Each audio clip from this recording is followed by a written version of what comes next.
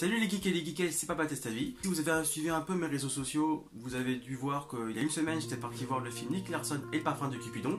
Et c'est justement de ça qu'on va parler aujourd'hui. Bon, ouais, ça fait une semaine. Mais étant donné que le film est encore en salle actuellement, je suis pas vraiment en retard, quoi. Si. Déjà, faut savoir que ce film, pour moi, ça a été l'ascenseur émotionnel. Je suis parti de... Quand le film a été annoncé, je suis parti de très bas. Je me suis dit non, c'est pas possible, un français qui va adapter le monument de Tsukasa Ojo, c'est pas possible, City Hunter c'est japonais, ça va pas se passer en France, ça va être n'importe quoi, ça va être de l'humour, de la comédie française, qui volera vraiment pas haut, bref, je pensais que ça allait être de la merde. Après, il y a eu la première affiche officielle de Nicky Larson et le parfum de Cupidon, où là, on voyait Philippe Lachaud qui incarne Nicky Larson, en plus de réaliser le film. On le voyait donc habillé en Nick Larson, de dos, avec son magnum à la main. En fond bleu, il y avait la ville, et si je me souviens bien, il y avait la Mini qui se trouvait pas loin et tout. En gros, on avait une image Nick Larson. Alors donc là, j'étais remonté un petit peu, je me suis dit, ah, pourquoi pas? Ça a pas l'air mal. Et ensuite, il y a eu la première bande-annonce qui a été une catastrophe monumentale. Il y avait je ne sais plus quelle musique qui ne ressemblait pas du tout à l'ambiance de Nicky Larson. Et comme beaucoup, je suis retombé très bas, mais tellement bas que là, l'ascenseur, il a jamais été aussi bas que ça. J'étais à l'étage moins 10, moins 20, comme vous voulez. Et j'y croyais plus du tout. Ensuite, il y a eu la seconde bande-annonce.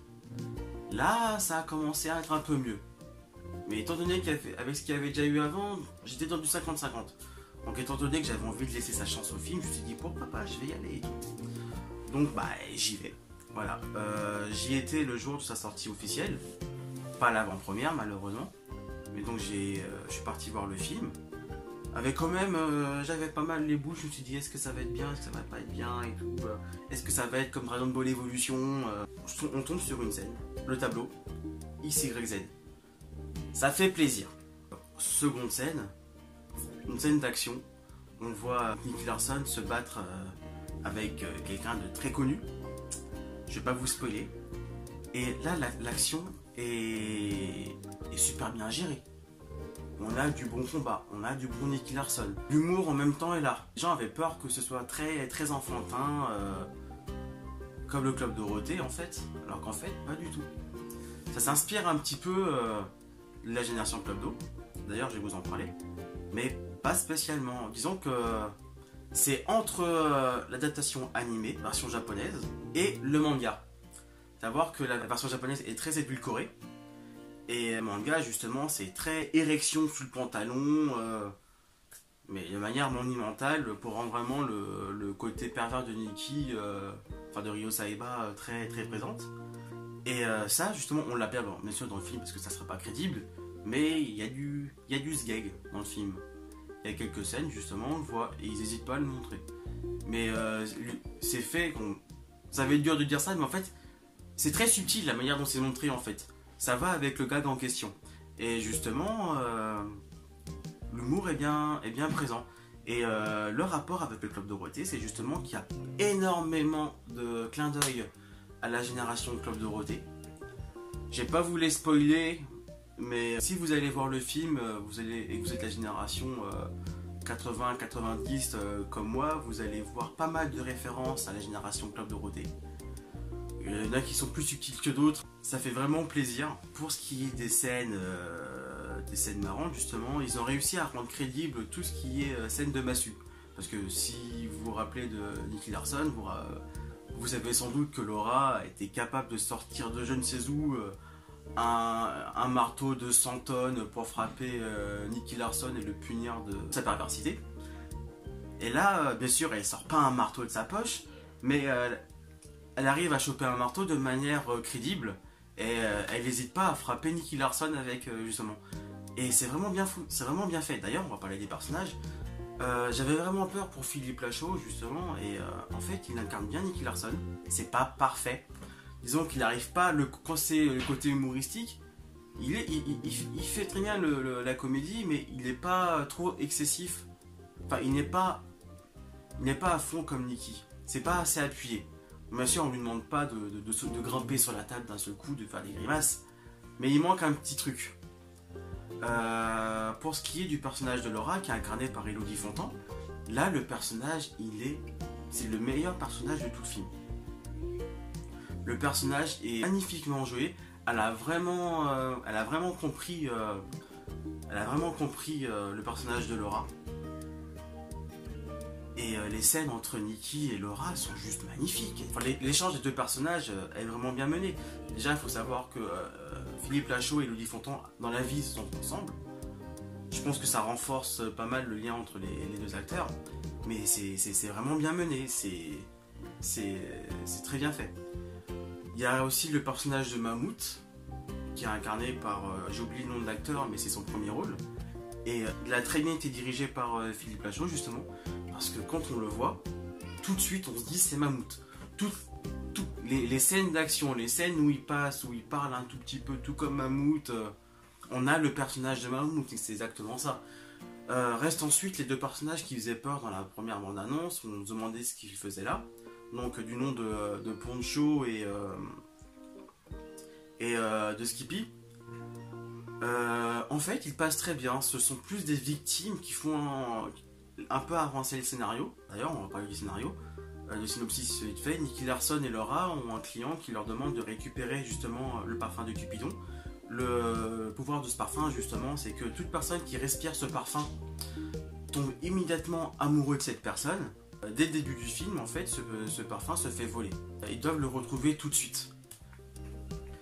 Donc c'est le moteur de l'histoire, et justement, Poncho est victime de ce parfum. Ce parfum finit par tomber dans les mains de Skippy, qui lui va s'en servir au début. Je vous en raconte pas plus, et c'est ce qui fait avancer un peu l'histoire. Et finalement, les deux personnages, même la blague qui a fait scandale en avant Guingamp, colle au personnage, parce que c'est justement dans la personnalité du personnage de Skippy. Les scènes d'action, on en a parlé tout à l'heure, les autres scènes qui suivent, pas que la première, sont très bien. Dont une justement qui se passe dans une décharge qui est juste monumentale, qui se passe en première personne et tout, avec la musique en fond sonore. D'ailleurs, toutes les musiques de Nicky Larson qu'on avait pu entendre dans l'animé sont présentes et servent très bien justement les scènes. Il y a d'autres chansons françaises ou internationales qui sont plus là pour la blague. En clin d'œil, justement, on a même la chanson du générique chantée par Jean-Paul Césari qui nous fait un petit passage dans le film pour nous chanter la chanson de Nicky Larson. Ça passe vraiment bien. Au niveau de la couleur du film, enfin de l'image, c'est très bon aussi. L'image est propre, elle n'est pas parfaite, elle n'est pas comme les films américains. Mais finalement, je m'attendais à pire, et finalement l'image est pas si mal que ça.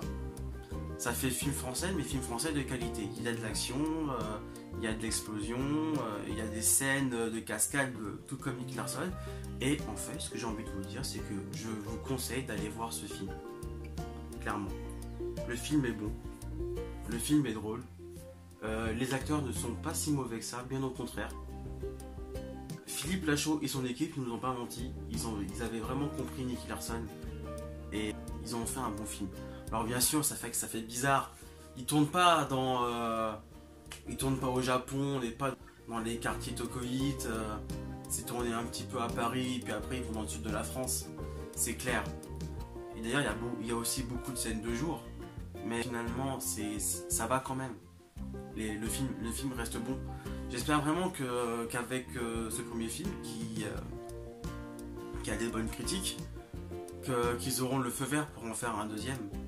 Qu'un film français prenne le risque, non pas seulement de faire un film d'action, parce qu'en France, on est souvent cantonné aux films de comédie. D'ailleurs, ça a été la plupart des films qu'a fait Philippe Lachaud. Là, on a un mix entre action et comédie, mais en plus de ça, c'est aussi un film qui adapte un manga. Généralement, ce sont des Japonais qui adaptent des mangas et finalement les films sont pas si bien que ça. Ou alors, on a de temps en temps des Américains qui adaptent des mangas et généralement c'est une horreur, sauf exception bien sûr. Il y a quand même quelques films américains qui ont adapté des mangas qui sont pas si mauvais. Mais généralement c'est pas ça, on se rappelle tous de Dragon Ball Evolution, tous ceux qui ont vu ce film, comme moi, je pense qu'ils ont envie d'oublier ce film. Parce que les acteurs sont mal dirigés, les acteurs sont mauvais, il n'y a rien qui fait penser à Dragon Ball. Ils ont même réussi à se planter sur le Kamehameha quand même. Mais pour ce qui est des Français qui a un film enfin qui adapte une série japonaise, c'est une première. Et ils s'en sortent très bien. Et encore une fois, allez voir Nicky Larson et le parfum de Cupidon. C'est un très bon film. Philippe Lachaud, si jamais tu vois sur cette vidéo, je suis désolé d'avoir pensé du mal de ton film dès la première bande-annonce. Parce que franchement, je me suis régalé. J'ai envie de revoir le film. Et je souhaite vraiment que vous puissiez en faire un deuxième. Donc je vous dis à très bientôt et restez connectés.